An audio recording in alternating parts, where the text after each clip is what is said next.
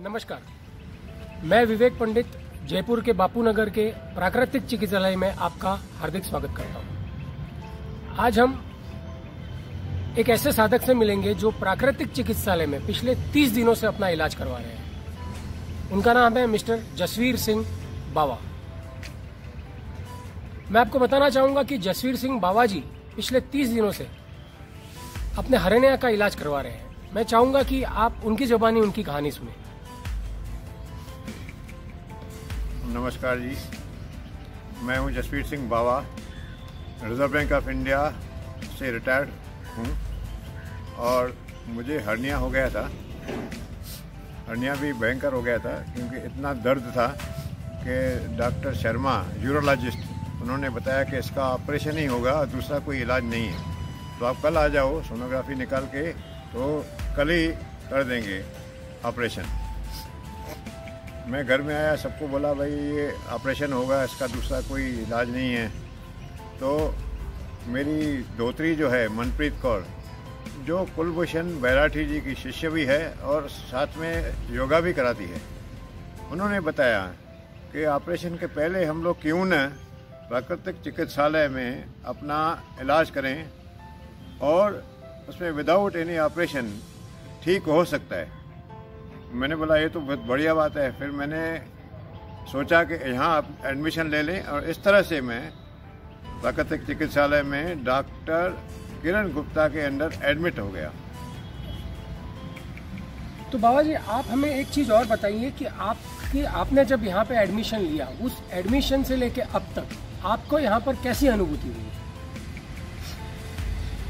यहाँ तो बहुत अच्छा अनुभव मिला। पहले तो मैं जब भी आया था तभी उन्होंने नेचुरल वे में जो इलाज शुरू किया वो था मट्टी की पट्टी, गरम ठंडा सेक और उसके बाद में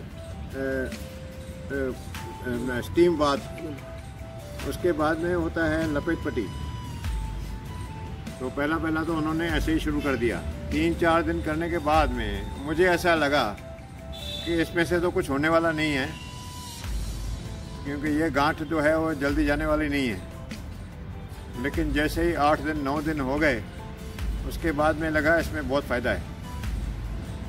दर्द तो टोटल गायब हो गया और गांठ धीरे धीरे अंदर जाने लगी। इस तरह से मेरे को बहुत अच्छा लगा। अच्छा बाबा जी, आप यहाँ पे पिछले 30 दिनों से हैं, तो आप हमें जरा संक्षिप्त में बताइए कि आपके 30 दिनों की दिनचर्या कैसी रहती है?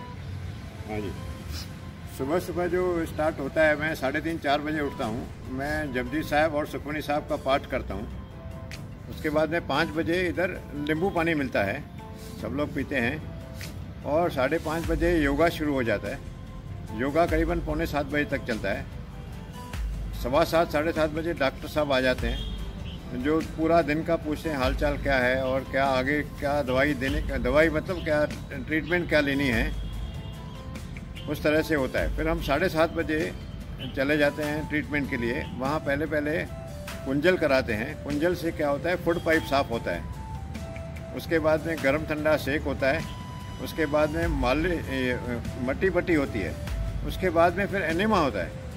एनिमा से फिर क्या होता है, जो इंटेस्टाइन है पूरा वो साफ़ हो जाता है। फूड पाइप से पूरा अपर पार्ट साफ़ होता है, इंटेस्टाइन में पूरा नीचे का पार्ट साफ़ हो जाता है। इस तरह से पूरा सिस्टम ठीक हो जाता है। उसके बाद में अपना कट्टी स्नान होता है, जहाँ पे टब में बैठ के हम स्नान करते हैं। बैठ जाते हैं 10-15 मिनट। उसके बाद में उठ के और लपेट पट्टी करते हैं, जहाँ पहले ठंडी पट्टी बांधते हैं, उसके बाद में गर्म पट्टी बांधते हैं।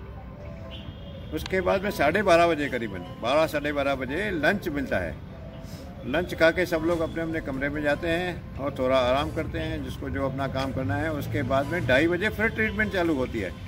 2:30 बजे वही है कि मट्टी पट्टी जो है, मड पैक जो है वो रखते हैं। उसके बाद में लोकल स्टीम होती है। लोकल स्टीम के बाद में रीढ़ स्नान वो भी कराया जाता है। इस तरह से आपके 4:30 पौने 5 बज जाते हैं। 6:30 बजे 6-6:30 बजे करीबन फिर डिनर मिलता है। डिनर के बाद में आप घर जा सकते हैं। फिर आपके लिए वो फ्री है, आप जो चाहिए वो करो। अच्छा बाबा जी, हमारी डॉक्टर किरण से बात हुई तो हमें पता चला कि आप पिछले 9 दिनों से उपवास पर हैं। आपको सिर्फ पानी पर उपवास दिया गया था, तो आप हमें आपके उपवास के बारे में कुछ बताइए। मेरा ट्रीटमेंट को जब 10 दिन हो गए फिर और 15 दिन हो गए, 15 दिन के बाद में मैडम किरण गुप्ता जो डॉक्टर हैं यहाँ से, गोल्ड मेडलिस्ट हैं नेचुरोपैथी में, उन्होंने बताया आपको अभी ये जो बाकी जो थोड़ा बचा है, गांठ बची है थोड़ी, इसके लिए उपवास रखना पड़ेगा। मैं बोला उपवास रखना तो बहुत मुश्किल है, क्योंकि मैं हर एक घंटे में कुछ ना कुछ खाता हूँ और मैंने ज़िंदगी में कभी उपवास रखा ही नहीं है। नहीं, उन्होंने बोला एक करना पड़ेगा तभी आपकी गांठ अंदर जाएगी, आप एक दिन तो ट्राई करो। तो फिर मैंने उसके कहने से एक दिन ट्राई किया। मैं देखा कुछ भी महसूस मतलब कुछ भी कमी महसूस नहीं हुई, ना वीकनेस कुछ नहीं आई। और इस तरह से मैं पानी पे पहला दिन निकाला, फिर दूसरे दिन, तीसरे दिन, ऐसा करके मैंने 8 दिन जो है पानी पे ही निकाला। बाबा जी एक बात और पूछना चाहेंगे आपसे कि आपने जब फास्टिंग शुरू किया, फास्टिंग शुरू करने के पहले और फास्टिंग शुरू करने के बाद आज आपका 9वां दिन है, तो इन दिनों 9 दिनों और 8 दिनों में आपको कैसा फील हुआ? आपको क्या महसूस हुआ कि फास्टिंग से मुझे क्या फ़ायदा हो रहा है? प्लीज़ ज़रा उनको बताइए। फास्टिंग से ऐसा फ़ायदा होता है क्योंकि हमारा जो पेट है जो हमेशा काम करते ही रहता है, हम लोग खाते हैं और उसको काम देते रहते हैं। कोई भी मशीनरी को आराम करने की ज़रूरत है। जैसे हम भी 6 दिन काम करते हैं, संडे को छुट्टी मिलती है तो वैसा रेस्ट मिलता है और नेक्स्ट डे हम एनर्जेटिक हो जाते हैं।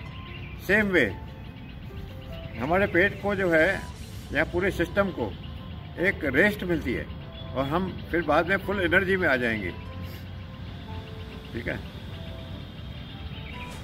अच्छा बाबा जी, हमें एक बात और डॉक्टर किरण ने बताई कि आप सुबह 3:30-4 बजे उठ के आपके गुरु बाबा यानी कि गुरु नानक देव जी का पाठ करते हैं, उनका ध्यान करते हैं, सुखमनी साहिब पढ़ते हैं, गुरु ग्रंथ साहिब पढ़ते हैं। तो इन दिनों 30 दिनों में आपको कोई स्पिरिचुअल फीलिंग आई है? जैसे कि आप जैसे पाठ करते हैं, आप उपवास करते हैं, आप योगा प्राणायाम ध्यान करते हैं, तो इन 30 दिनों में आप अपना स्पिरिचुअल एक्सपीरियंस जरा बताइए।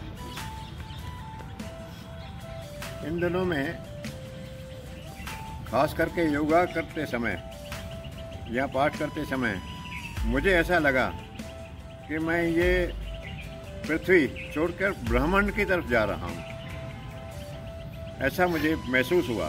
और जो गुरु बाबा हैं वो मुझे खुद हेल्प कर रहे हैं, मेरा बीमारियाँ सब ठीक करने के लिए, जो भी अंदरूनी बीमारियाँ हैं, शारीरिक बीमारियाँ हैं, वो सब नष्ट करने के लिए या दूर करने के लिए मुझे बहुत हेल्प कर रहे हैं। इस तरह से मैं ठीक होके ही इधर से निकलूँगा। जी, तो आपने जसवीर सिंह बाबा जी से उनकी 30 दिनों की यात्रा के बारे में सुना, तो मेरा आप लोगों से यही निवेदन है कि आप प्राकृतिक चिकित्सालय में आए और प्राकृतिक चिकित्सा का लाभ उठाएं। मैं बाबा जी से जानना चाहूँगा, बाबा जी से निवेदन करूँगा कि वो हमारे दर्शकों को एक छोटा सा मैसेज दे ताकि वो प्राकृतिक चिकित्सालय की ओर आकर्षित हो।